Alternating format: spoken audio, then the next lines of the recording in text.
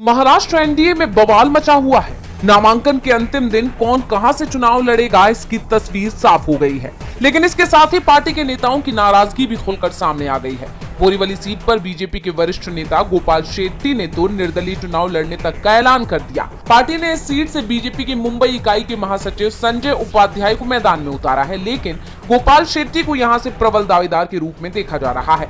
उन्होंने अपने बयान में कहा कि बाहरी उम्मीदवारों को मैदान में उतारने की परंपरा का विरोध करना जरूरी है, इसलिए मैंने स्वतंत्र प्रत्याशी के तौर पर चुनाव लड़ने का फैसला किया। वहीं मुंबा देवी सीट पर भी बगावत देखी जा रही है। महायुति गठबंधन में ये सीट शिंदे गुट के खाते में आई है। यहां से शाइना एनसी को बीजेपी से शिंदे गुट में शामिल होते ही टिकट भी मिल गई, लेकिन बीजेपी प्रवक्ता और पूर्व विधायक अतुल शाह इससे नाराज है। पार्टी से नाराजगी जताते हुए अतुल का बयान भी आया है। इसका कारण है कि यहाँ पर प्रतिनिधित्व पिछले अनेक वर्षों से मैं करता हूं और वहां किसी और को टिकट दे दिया जाए, ये तो कोई म्यूजिकल चेयर तो नहीं है ना। ये चुनाव है, चुनाव में वहां कौन काम करता है, कौन जीत सकता है, उसका नेतृत्व ने विचार करना चाहिए था। वहीं अकोला पश्चिम सीट पर पूर्व मेयर विजय अग्रवाल को बीजेपी प्रत्याशी बनाए जाने का भी विरोध देखा जा रहा है। उनके खिलाफ बीजेपी नेता हरीश आलम चंदानी ने निर्दलीय चुनाव लड़ने का फैसला किया है। यानी साफ है कि बीजेपी में अंतर्कलह थमने का नाम नहीं ले रही है, तो गठबंधन सहयोगियों में भी यही आलम। बांद्रा ईस्ट सीट पर शिंदे गुट और अजीत गुट आमने सामने आ गए हैं और इस सीट पर अजीत गुट की तरफ से जीशान सिद्दीकी मैदान में है। शिंदे गुट ने कुलार सरमालकर को टिकट दिया है। ऐसे में अगर ये सिलसिला ऐसे ही चलता रहा तो इस चुनाव में एनडीए के लिए विपक्ष के साथ उनके अपने ही सहयोगी और नेता भी बड़ी चुनौती है। बीजेपी की मुश्किलें बढ़ती दिखाई दे रही हैं। पार्टी नेताओं में भारी असंतोष झलक रहा है और कई नेता बागी हो गए हैं। बात करें टुंडी विधानसभा सीट की तो बीजेपी ने यहां से तोप चांची के जिला परिषद सदस्य विकास महतो को टिकट दिया है, लेकिन इस फैसले से न सिर्फ बीजेपी नेता बल्कि सहयोगी दल जेडीयू और आजसू भी नाराज है। इसके विरोध में बीजेपी नेता रामप्रसाद महतो ने तो निर्दलीय चुनाव लड़ने तक का ऐलान कर दिया। उनका कहना है कि विकास महतो बीजेपी में कब शामिल हुए उन्हें तो ये तक नहीं पता। वहीं भाजपा ओबीसी मोर्चा के जिलाध्यक्ष महादेव कुंभकार ने भी नामांकन भरने की बात कही, तो जेडीयू के नेता दीप नारायण सिंह और आजसू की नेता वाणी देवी ने भी निर्दलीय चुनाव लड़ने की घोषणा कर दी है। यानी एक सीट पर ही कई दावेदार सामने आ गए हैं, लेकिन पार्टी की मुश्किलें यही खत्म नहीं होती। नेताओं के बीच सामंजस्य बनाना जितनी बड़ी चुनौती है, उतनी ही बड़ी चुनौती फिलहाल इस गठबंधन को अपना वोट बनाना है, क्योंकि जिस तरह का माहौल दिखाई दे रहा है, मुख्यमंत्री हेमंत सोरेन और उनकी पत्नी कल्पना सोरेन के लिए जिस तरह का जन समर्थन दिखाई दे रहा है, खासकर महिलाओं में कल्पना सोरेन की लोकप्रियता काफी बढ़ती दिख रही है, तो बीजेपी के कभी कोर वोटर्स रहे आदिवासी समुदाय के लोग अब पार्टी के नजदीक भी आते नहीं दिख रहे। इस बार लोकसभा चुनावों में बीजेपी के खिलाफ आदिवासियों की नाराजगी साफ तौर पर दिखी। अनुसूचित जनजाति के लिए आरक्षित सीटों में एक भी सीट भाजपा को नहीं मिलना यही दिखाता है कि पार्टी से आदिवासियों की नाराजगी खत्म नहीं हुई है, जबकि सत्ताधारी दल जेएमएम को उनकी योजनाओं का फायदा मिलने की उम्मीद जताई है।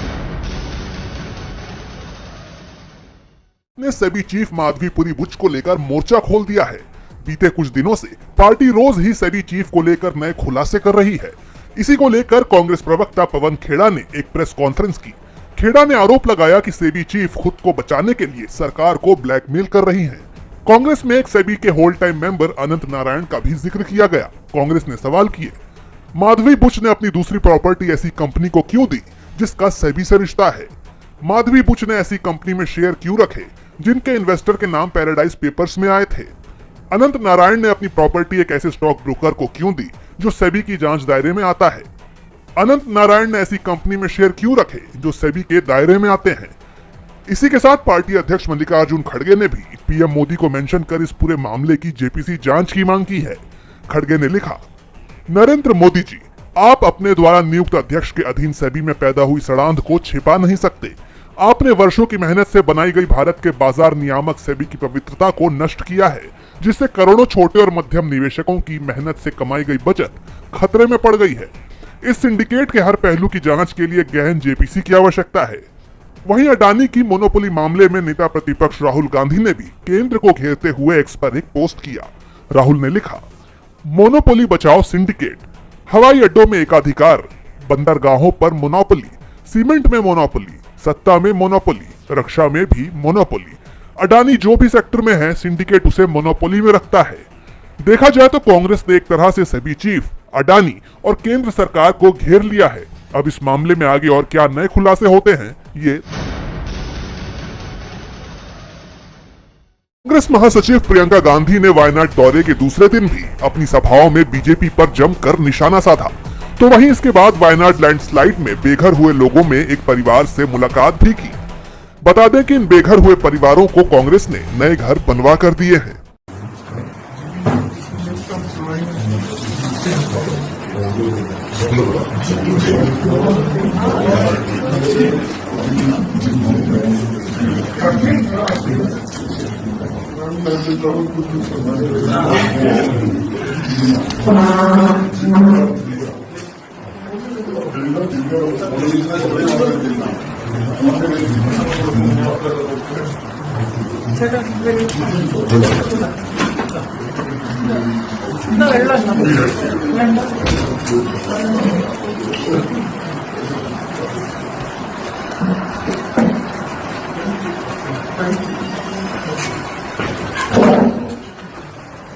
इसके साथ ही प्रियंका ने सभाओं को भी संबोधित किया। इस मौके पर प्रियंका ने मोदी सरकार पर वायनाड पुनर्वास प्रयासों की उपेक्षा करने का आरोप लगाया।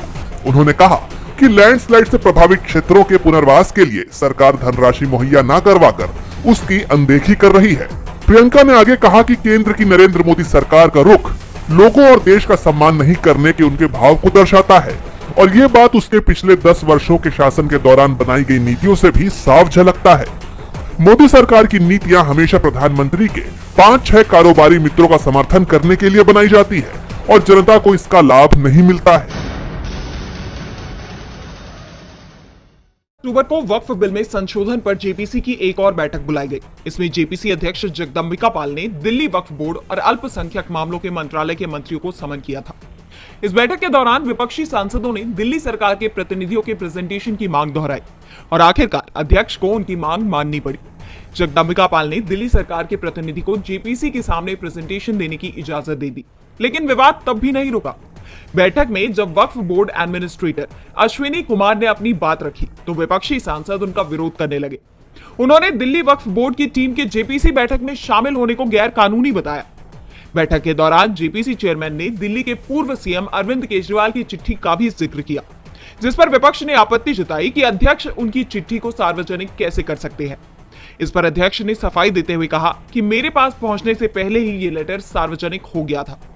दरअसल केजरीवाल ने जेपीसी अध्यक्ष जगदम्बिका पाल को चिट्ठी लिखकर आरोप लगाया था कि दिल्ली वक्फ बोर्ड ने सरकार की परमिशन के बिना दस्तावेज पब्लिश कराए हैं और पिछली बैठक में इसके विरोध में विपक्ष ने वॉकआउट तक कर दिया था। फिलहाल इस बैठक में जगदम्बिका पाल ने टीएमसी सांसद कल्याण बनर्जी के सस्पेंशन खत्म होने की बात कही है। बता दें कि कल्याण बनर्जी ने बयान देते हुए साफ किया कि मेरा बोतल फेंकने का इरादा नहीं था, लेकिन बीजेपी सांसद अभिजीत गंगोपाध्याय ने मेरे परिवार को अपशब्द कहे थे और जब अध्यक्ष सामने आए तो उन्होंने भी मुझे ही शांत रहने को बोला, तो मुझे गुस्सा आ गया और मैंने बोतल टेबल पर मार दी। समाजवादी पार्टी के प्रमुख अखिलेश यादव ने यूपी की बीजेपी सरकार पर बड़ा हमला बोला है। उन्होंने योगी सरकार पर लैंड यूज बदलने जैसी हेराफेरी के बड़े आरोप लगाते हुए एक्स पर लिखा, उत्तर प्रदेश की भाजपा सरकार के लाखों करोड़ों के निवेश के दावे कितने खोखले हैं, ये बात इस तथ्य से साबित होती है कि उन्होंने कोई भी नई जमीन ना तो औद्योगिक विकास के लिए चिन्हित करी है और ना ही घोषित करी है, बल्कि पिछली सपा सरकार में जो जमीन इलाहाबाद में रिहायशी या जो जमीन आगरा में पर्यटन कला आदि के लिए निश्चित करके आवंटित की गई थी, उसी को घुमा फिरा कर उद्योगों को दिया जा रहा है। ये तो लैंड यूज बदलने जैसी हेराफेरी का घपला है। यही झूठी भाजपाई राजनीति का सबसे बड़ा सच है कि भाजपाई दावों के आधार में कोई भी जमीन नहीं होती। बता दें कि इससे पहले अखिलेश यादव ने एक्स पर पोस्ट कर पुलिस हिरासत में मोहित की जान जाने पर भी हमला बोलते हुए एक्स पर लिखा, काश जान लेने वाले मुआवजे में जीवन दान भी दे सकते। दिवाली पर जिन्होंने किसी के घर का चिराग बुझाया है, उम्मीद है कि वे झूठ के दिए नहीं जलाएंगे, झूठी रोशनी से अपने शासन काल का घोर काला अंधकार मिटाने की कोशिश नहीं करेंगे। जनता पूछ रही है कि जिसकी हिरासत में जान गई है उस पर बुलडोजर चलेगा। सेना का ग्राउंड ऑपरेशन और हवाई हमले जारी है। हिजबुल्लाह भी इजराइल पर जमकर पलटवार कर रहा है। 19 अक्टूबर को हिजबुल्लाह ने ड्रोन अटैक के जरिए इजरायली प्रधानमंत्री नेतन्याहू के घर को निशाना बनाया था। एक ड्रोन नेतन्याहू के बेडरूम तक पहुंचने में कामयाब रहा। अगर इजराइल के प्रधानमंत्री या उनका परिवार घर पर होता तो उनका बड़ा नुकसान हो सकता था। इसके बाद से ही नेतन्याहू चिंता में दिख रहे हैं। हिजबुल्लाह का डर उनके अंदर दिख रहा है। इजराइल के चैनल 11 ने सूत्रों के हवाले से बताया कि एक मीटिंग के दौरान नेतन्याहू ने पूछा है कि अगर कोई ड्रोन नेसेट बिल्डिंग यानी इजराइल का संसद भवन उसे हिट करता है तो कहां छिपा जा सकता है। इससे पहले इजरायली मीडिया ने बताया था कि हिजबुल्लाह के हमलों के डर से साप्ताहिक कैबिनेट मीटिंग की लोकेशन भी बदली जा चुकी है। रिपोर्ट्स के मुताबिक सुरक्षा कारणों से इजरायली कैबिनेट की बैठक प्रधानमंत्री कार्यालय या आईडीएफ मुख्यालय में नहीं की जाएगी। इस बीच हसन नसरल्लाह के बाद अब एक बार फिर हिजबुल्लाह को नया चीफ मिल गया है। हिजबुल्लाह ने नईम कासिम को संगठन का नया चीफ नियुक्त किया है। वो इससे पहले हिजबुल्लाह का डिप्टी सेक्रेटरी जनरल था।